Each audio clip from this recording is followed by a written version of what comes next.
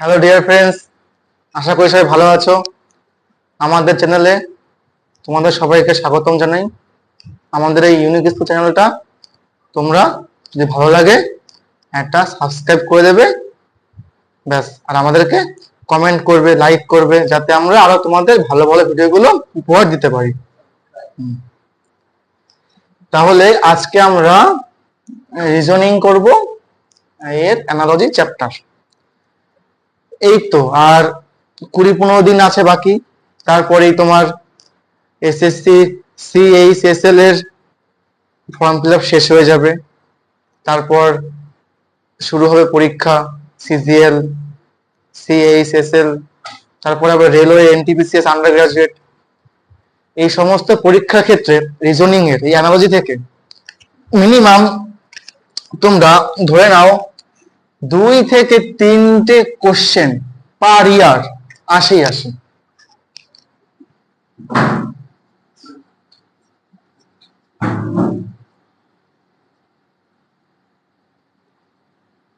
ঠিক আছে, 2 থেকে 3টে কোশ্চেন আসবে পার ইয়ার। তো তাহলে আমরা এই অধ্যায়ের যদি কোশ্চেন গুলো ভালো করে যদি আয়ত্ত করি, তাহলে কি হবে? তাহলে আমাদের পরীক্ষায় নিমিষেই, মানে 10 সেকেন্ডের মধ্যে তুমি জাস্ট দেখলে অ্যান্সার বলে দিলে, এত। তাহলে আমাদের আয়ত্তে আনতে হবে। তো তাই সবার আগে আমাদের চ্যাপ্টার সম্পর্কে কিছু গোপনীয়তা বা তথ্য জানা আমাদের প্রয়োজন। তোমরা কি জানো যে অ্যানালজি মানেটা কি? আমরা যে চ্যাপ্টারটা পড়বো, অ্যানালজি, এটা মানেটা কি তোমরা জানো কেউ? দেখো শোনো, অ্যানালজির মানে হলো, যদি বাংলায় বলো, তুলনা বা কম্পারিজন, তাই তো। আরেকটা আছে যেটা হলো সাদৃশ্য, তাই তো। সাদৃশ্য মানে হলো বা একই রকম টাইপ হবে, একই রকম দেখতে। তো এর থেকে তোমরা এইটা ভালো করে বুঝবে যদি আমি বলি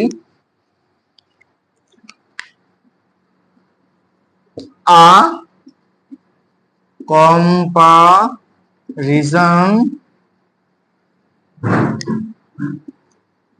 between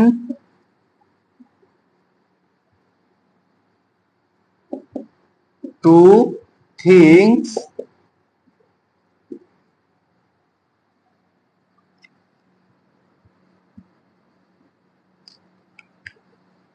that in which a way, কি বুঝলে?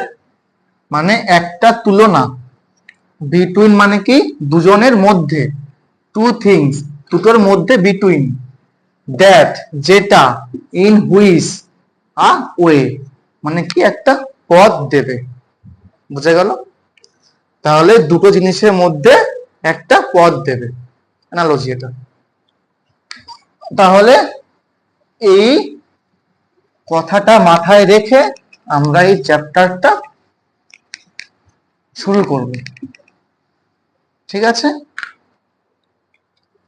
আমি উপরে একটা সংখ্যা লিখছি, হ্যাঁ?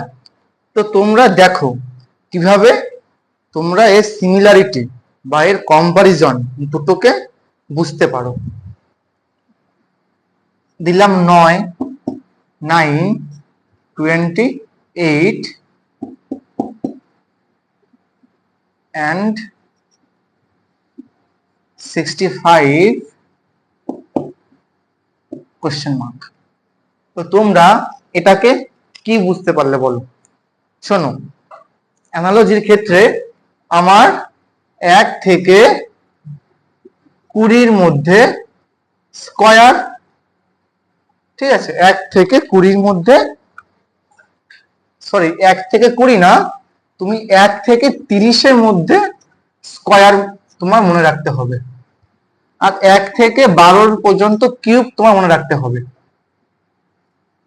ঠিক আছে, এই লিস্টটা যদি না মনে করো না তুমি এই কিছু বুঝতে পারবে না।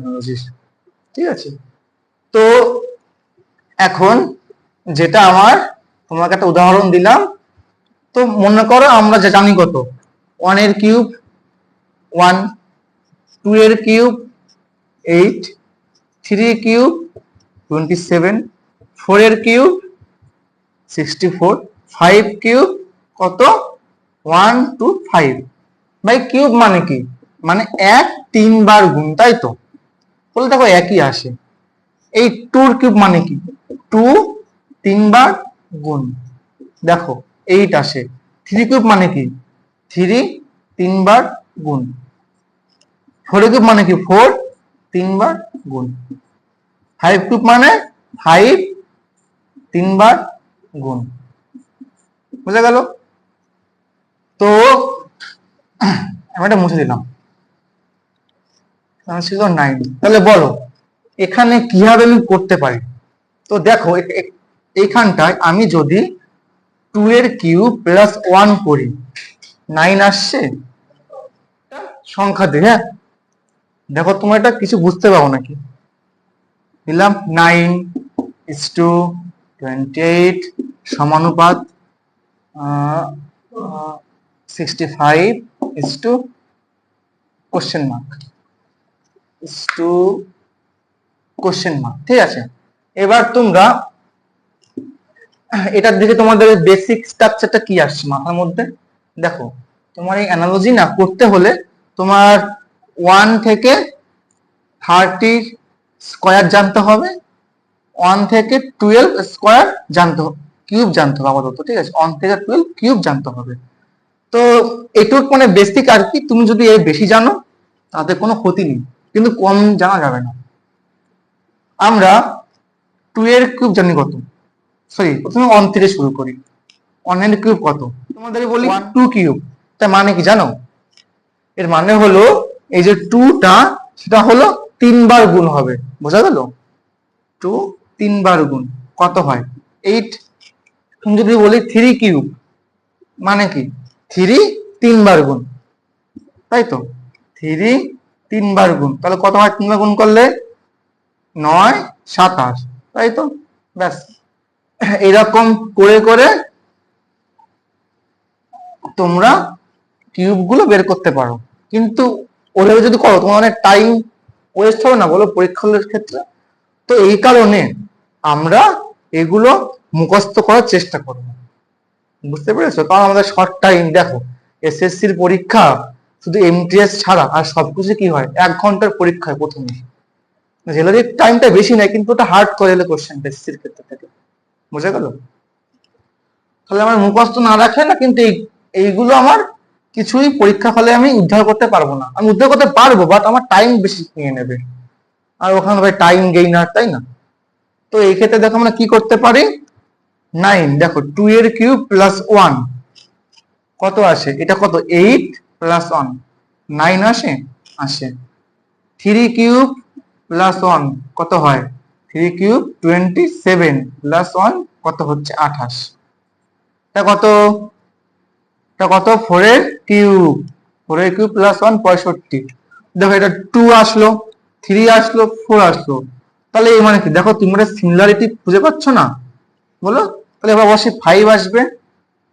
5 এর কি হবে, দেখো সব কটা কিউব আছে না, দিলাম আমি কিউব, যোগ আছে সব কটা যোগ দিলাম, থাকছে কি 1। তাই এই ক্ষেত্রে আমি 1 করব। তাহলে এখানে কত 5 কিউব, 5 কিউব মানে কি 5 3 বার গুণ কত হয় 125 প্লাস 1 কত হয় দাঁড়াচ্ছে 126। বোঝা গেল? এইভাবে তোমাদের একটা এক্সাম্পল দিলাম। এইভাবে আস্তে আস্তে এই পার্টের সাথে ওই পার্টের আমার সিমিলারিটি বের করতে হবে, বা এর মধ্যে কম্পারিজনটা কি আছে এটা আমার জানতে হবে, বা কোশ্চেন দেখে আমার বুঝতে হবে। হ্যাঁ প্রথমত একটু বুঝতে বুঝতে আস্তে আস্তে কষ্ট হবে, পরে অবশ্যই সব ঠিক হয়ে যাবে। তো এবার আমি কিছু এই বছর রিসেন্টলি তোমার এনটিপিসি কোশ্চেন আছে কিছু, আর কিছু 24-এর 23-এর গ্র্যাজুয়েট লেভেলের পরীক্ষাটা হলো, তারও কিছু কোশ্চেন আছে, একদম বলতে পারো রিসেন্ট কোশ্চেন গুলো, মানে 1-2 বছর যে সমস্ত পরীক্ষাগুলো হয়েছে আমরা সেই সমস্ত কোশ্চেন গুলো নিয়ে অ্যানালাইসিস করব। কারণ 5-6 বছর আগে যেগুলো হয়েছে ওগুলো সঙ্গে এখন আর কোনো অতটাও মিল খুঁজে পাবে না, বুঝেছো? কারণ আমাদের কন্টেন্টটা ভালো কাট করতে হবে, বুঝে গেল? তাহলে দেখো কিছু কোশ্চেন সেট করছি।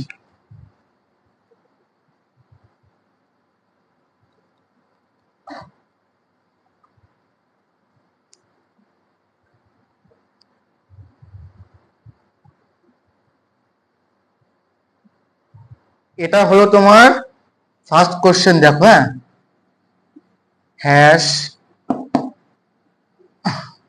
টু ডি কে আর সমানুপাত পি সি এল, তারপরে কি দিয়েছে,